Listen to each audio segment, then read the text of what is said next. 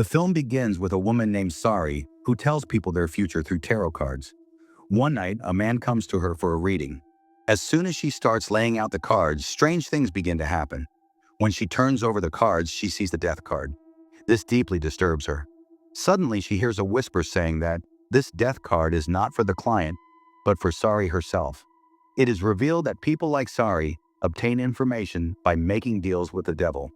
The devil steals knowledge from the heavens and spreads it among humans.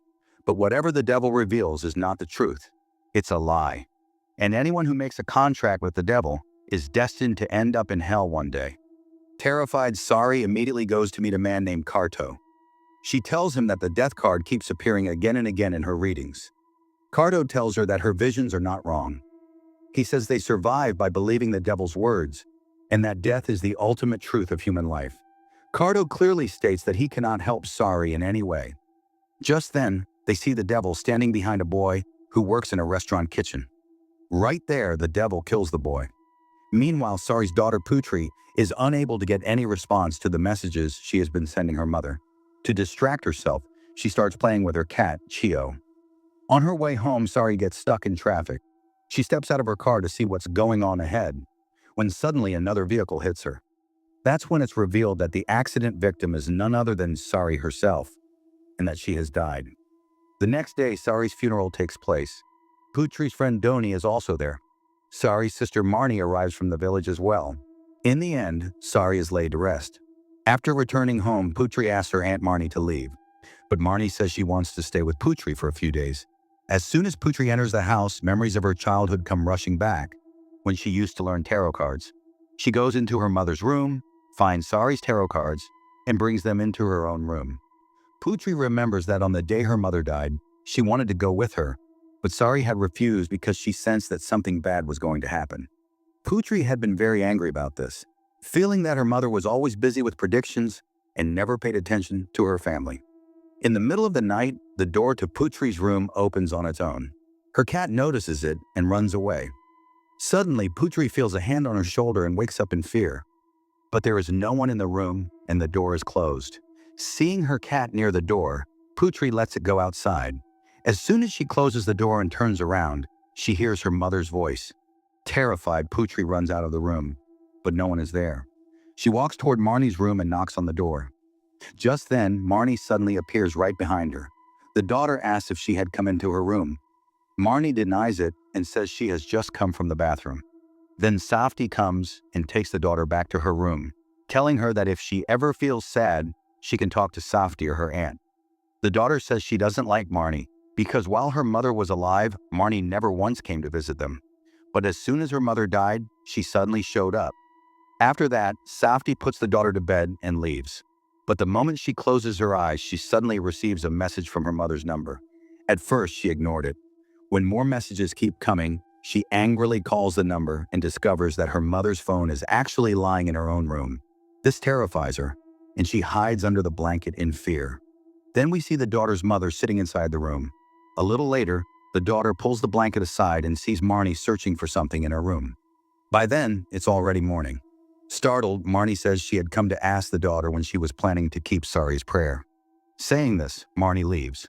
The daughter then goes to university and tells Donnie about the messages she received the previous night. One of the messages said that someone close to her lecturer would die and he would have to go home. Donnie says it's probably just a prank. But as soon as the lecture begins, the professor gets the news that a close family member has passed away, so he leaves without finishing the class. After the professor leaves, the daughter's classmates express their condolences over her mother's death and invite her to a party. The daughter agrees. As the three of them are heading out, she receives another message saying that those people will harm her. While driving, an unknown woman tells her to trust her mother's messages and not go with them. But the daughter ignores her mother's warning and goes to the party anyway. There, Bella asks her to check whether her future is tied to Donnie or not. At first, the daughter refuses, but later agrees to do a small reading. She draws 3 cards. As soon as she picks the first card, everything looks negative, and another girl is recording it all on her phone. Suddenly, the lights begin turning off one by one. The daughter sees the devil there, the same one that had been calling her again and again. Terrified, she runs out and sits in her car. There, she receives another message from her mother. Her mother had warned her from the start to stay away from them. The daughter, annoyed, calls that number and says, "Don't disturb me. My mom is gone. She's passed away." After that, she returns home. As soon as she enters the house, she sees her aunt opening the cupboard and searching for something. Later, the daughter and Marnie sit down to have dinner together. Marnie asks her where the tarot cards are. Just then, the daughter receives a message saying, "Don't give the tarot cards to Marnie." The daughter asks, "What do you want to do with the tarot cards?" Marnie simply replies, "This is all Sari's will." The daughter doesn't believe her, and an argument breaks out between them. Upset, the daughter goes to her room. There, when she picks up the tarot cards, a few of them fall to the floor. As she gathers them, she notices the cards are lying in a circle, with one card in the center. When she picks up the middle card, she sees that it's the death card. At that very moment, we see the devil in her room. She puts the cards away and goes to sleep. Soon after, just like the previous night, messages from her mother start coming in again. This time, the daughter ignores them and falls asleep. Elsewhere, a door in another room suddenly opens on its own. We see Marnie inside, searching for Sari's tarot cards. So focused on looking for the cards, she doesn't notice the door opening. After a while, she looks toward the door and steps closer. She feels as if a shadow passes by her. Marnie brushes it off and continues searching. Suddenly, Sari's ghost appears right in front of her. Terrified, Marnie shuts her eyes. But when she opens them, there's no one there. Only the daughter's cat standing in front of her. She picks up the cat and leaves the room. The next morning, when the daughter can't find Chio, she tells the security staff that if they see Chio, they should feed him. In the next scene, the daughter is talking to Donnie about Chio. Just then, she receives a photo from her mother's number. In the photo, Marnie is holding Chio in her lap. The daughter immediately becomes suspicious. She's sure Marnie has something to do with Chio's disappearance, especially since she never liked the cat. Meanwhile, Donnie comes across a video going viral on social media. In it, Putri is seen predicting people's futures using tarot cards. Putri immediately goes to Bella and asks her to delete the video. But instead of removing it, Bella pushes Putri. At that very moment, Putri hears her mother's voice telling her to turn around and attack. The moment she hears this, Putri lashes out at Bella. Just then, Donnie arrives and calms Putri down. Later, Putri goes into the bathroom, trying to pull herself together. Suddenly, she hears someone crying. She checks the stalls, and as soon as she opens one door, she sees her mother, who begs her for help. Terrified, Putri shuts her eyes, and when she opens them again, there's no one there. Afterward, Donnie asks Putri, "Why did you do that? You almost hurt her. You're not the same anymore, Putri." Angrily, Putri replies, "So what do you want? For me to stay silent? I won't let anyone humiliate me anymore. And besides, Mom already warned me." On their way home, as Putri is about to get on a bus, the passengers inside strangely try to stop her. Ignoring them, Putri sits in the back. Just then, she receives another message from her mother. It says that the bus she's on will meet with an accident. Putri immediately gets off the bus. When Donnie asks why, she tells him her mother warned her. Donnie doesn't believe her and insists she get back on. But then Putri sees that the bus is filled with ghosts wrapped in burial shrouds. Forced by what she sees, both of them decide not to board the bus and instead leave in a taxi. A short distance later, they find out that the bus has actually crashed. Some people are badly injured and others have died. Putri tells Donnie that her mother saved them from the accident. Donnie refuses to believe it and says, "How can a dead person do all this?" Furious, Putri walks away. When they return home, Marnie also expresses grief after hearing about the accident. Just then, Putri receives another message on her phone. "Where is Chio?" along with a photo. Going to the room shown in the picture, Putri finds Chio lying dead, soaked in blood. She immediately accuses Marnie, saying, "You killed Chio. You never liked him anyway. It's clearly visible in the photo. You were angry when you held him in your arms." But Marnie refuses and says, "I only picked up the cat to get it out of the house." Her daughter tells Marnie to leave the house. Angrily, the daughter storms off to her room. As soon as she gets there, her phone starts blowing up with messages from people asking for tarot readings. Suddenly, she finds a piece of paper that reads, "What's wrong if the daughter becomes like her mother? That way she'll be able to help people." Just then, Safety comes into the room and says that the daughter's behavior has changed. The daughter replies, "Did you know my mother's clients? Now a lot of people are coming to me because my friend made my video go viral.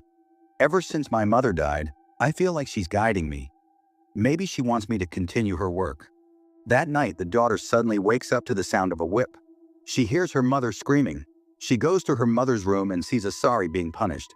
The burning Sari speaks from the fire, saying, "What I started, you must continue. Only then can you save me from the fires of hell." Hearing this, the daughter shuts the door. The next day, the daughter meets the same man who was shown at the beginning of the film. He wants her to tell him his child's future. Meanwhile, Safety asks Marnie, "Is Sari really helping the daughter?" Marnie says it's impossible. Sari was most afraid that her daughter might become a fortune teller like her. On the other hand, when the daughter does a reading, the cards reveal a terrifying result. Just then, a voice whispers in her ear, "Tell him this message." The daughter sees that a devil is strangling a dancer who is present there. Terrified, she runs away without telling anyone anything. As soon as she gets into the car, she receives a message from her mother. "Why didn't you deliver that message?" She reaches home but remains extremely restless. She hears footsteps moving inside the house. Meanwhile, Marnie finds Cardo's visiting card in Sari's room. At the same time, the daughter notices that the door to her mother's room is open. Suddenly, a fly enters her ear, and the daughter starts behaving strangely. Marnie calls Carto and asks him to come to the house. But just then, the daughter attacks Marnie. Marnie tries hard to stop her, but the daughter overpowers her. The daughter stabs a shard of glass into Marnie's throat. Just then, the daughter wakes up from her sleep. She realizes it was only a nightmare. But when she hears Safty screaming and rushes over, she sees that Marnie is actually lying there, badly injured, exactly the way it happened in her dream. There is blood on the daughter's hands as well. Marnie is rushed to the hospital. Safty tells the daughter that Sari had called Marnie and asked her to come over to take care of the daughter, and that Sari had told her to keep it a secret. Meanwhile, another message from her mother comes in. "Don't believe her. Safty is lying." She tells the daughter to run away from the house, so the daughter quickly leaves the house. After that, when the camera moves inside the house, we see the daughter's mother, Sari. Out on the street, the daughter sees her mother standing in the middle of the road. Another message comes in. "Why are you scared of your mother?" Under so much mental pressure, the daughter finally throws her phone onto the road. Then she goes to meet Donnie. She tells him, "You were right all along. Mom's messages keep coming, and now even Marnie is injured.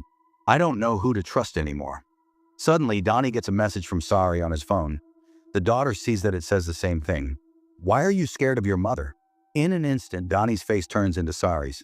Not just that, everyone around them starts turning into Sari. Terrified, the daughter quickly gets into her car. At that moment, a message appears on the car window. "Go back home." Suddenly, her mother's voice starts playing on the car radio. The daughter keeps turning the radio off, but it keeps turning itself back on. Seeing all this, she is completely breaking down mentally. In the end, she returns home. But now she can't find Safty anywhere. She enters her mother's room and sees that a ritual has been prepared on the floor. There she sees her mother. From under the bed, the daughter notices that her mother's feet look exactly like those of a demon. Sari tells her to continue making predictions using tarot cards. Terrified, the daughter tries to run away, but the door suddenly slams shut. Sari moves very close to her. Meanwhile, Safty hears the daughter's voice and starts searching for her throughout the house. Suddenly, the daughter lunges down from above and grabs Safty by the throat. Safty strikes her with a nearby decorative showpiece and manages to escape. The daughter, now holding a knife, starts searching for Safty. Terrified, Safty tries to grab her phone from under the table. But the daughter suddenly attacks her again. She's about to kill Safty when Cardo arrives just in time and saves her. Donnie also shows up, and together they restrain the daughter so they can drive the demon out of her. After a lot of effort, a fly finally comes out of the daughter's ear, and she returns to normal. Cardo then asks her for the tarot cards, but strangely, the cards have disappeared from the room, so they all split up to search for them. Cardo realizes that Marnie was attacked right there. He explains that this was the same house where she used to make predictions, which is why the devil made it his base. After Sari's death, when no one listened to the devil anymore, it went mad with rage. Meanwhile, the daughter finds the cards. Suddenly, she sees Sari's headless body, which starts blaming her for everything. When the daughter tries to run away, Cardo, Safty, and Donnie appear in terrifying forms and also accuse her. Hearing her scream, the real Donnie and Cardo rush to her. Cardo then reveals the whole truth. He says the daughter's mother's powers actually came from the devil. Demons secretly listen to things from the heavens, then mix one truth with 1,000 lies to mislead people. Now those same demons are lying to the daughter, trying to trap her and make a new deal with her. The messages she had been receiving all this time were not from Sari, because Sari herself once came to Cardo asking how to give up her powers. She wanted to break the deal. That's why the demons, in anger, harmed and killed her. Cardo says there's only one way to stop this now. The tarot cards that Sari used to contact the demons must be buried along with her body. The daughter and the others rush toward the cemetery. As they leave, we briefly see the demon inside the house. At the cemetery, Cardo and Sefti go to bury the cards. Meanwhile, the daughter suddenly attacks Donnie inside the car. Thinking fast, Donnie starts honking the horn. Hearing the sound, Cardo runs back, saves Donnie, and calms the daughter down. Cardo then leaves Donnie and Sefti in the car and takes the daughter with him. After digging the grave, Cardo goes back to the car to get the cards. As soon as he leaves, Sari's corpse opens its eyes and tells the daughter to stay with her mother.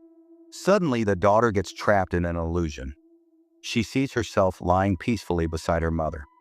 Her mother apologizes for coming home late and lovingly embraces her. The daughter talks about wanting to make her mother proud, and her mother reassures her. In reality, Cardo is trying to wake the daughter up, telling her not to listen. This is all a trick created by the demons.